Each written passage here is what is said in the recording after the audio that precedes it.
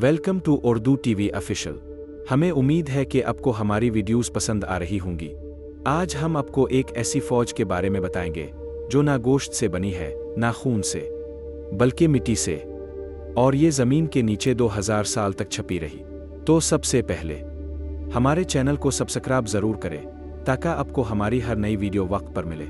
चलिए शुरू करते हैं।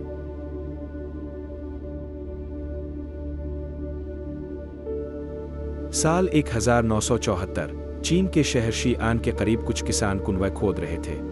तब अचानक उनके सामने एक सिपाही आ गया, मिट्टी का बना हुआ। फिर जैसे जैसे खुदाई होती गई, दुनिया की सबसे बड़ी इंसान कदीमा की दरियाफ्त सामने आई।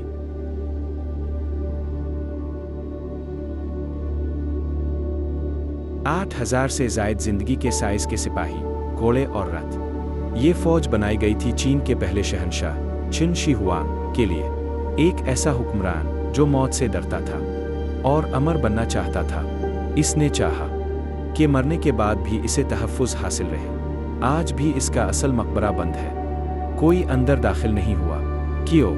क्योंकि कदीम तहरीरें बताती हैं कि अंदर ख़तरनाक जाल बिछे हैं और बहते हुए मरकरी की नहरें। साइंसदानों को वाकई वहाँ मरकरी की मौजूदगी के आसार मिले हैं।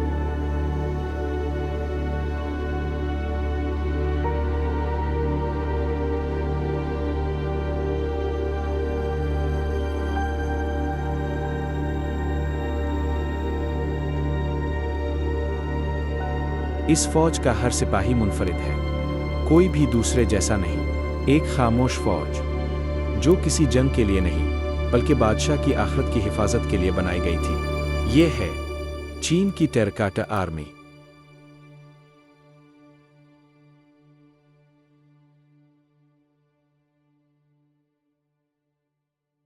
ये टेराकोटा बनाने का ख्याल बादशाह के जहन में क्यों आया?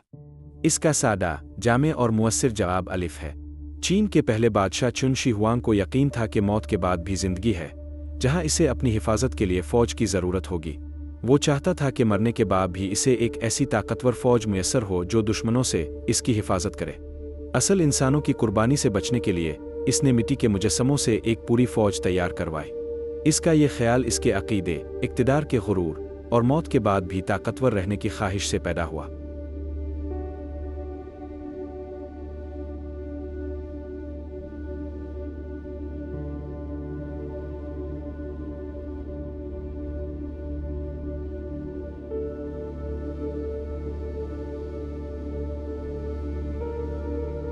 पुराने दौर में कुछ बादशाह अपनी कब्रों में असल इंसानों को दफन करा देते थे ताकि वो बाद की जिंदगी में उनकी खिदमत करे। मगर छिन शी हुआंग ने असल इंसानों की कुर्बानी देने के बजाय मिट्टी, टेराकोटा की फौज बनवाने का फैसला किया।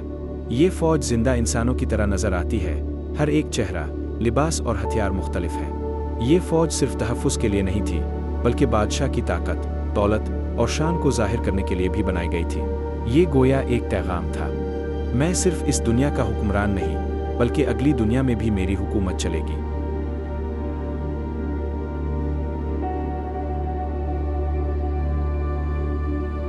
ये काम बादशाह की हुकूमत के शुरू होते ही शुरू कर दिया गया था, जब वो सिर्फ 13 साल का था। अंदाज़ा है कि 7 लाख मजदूरों ने कई साल लगाकर ये आर्मी तैयार की। फौज में तकरीबन 8,000 सिपाही, 670 घोड़े, 130 रथ और दर्जनों अफसर शामिल हैं।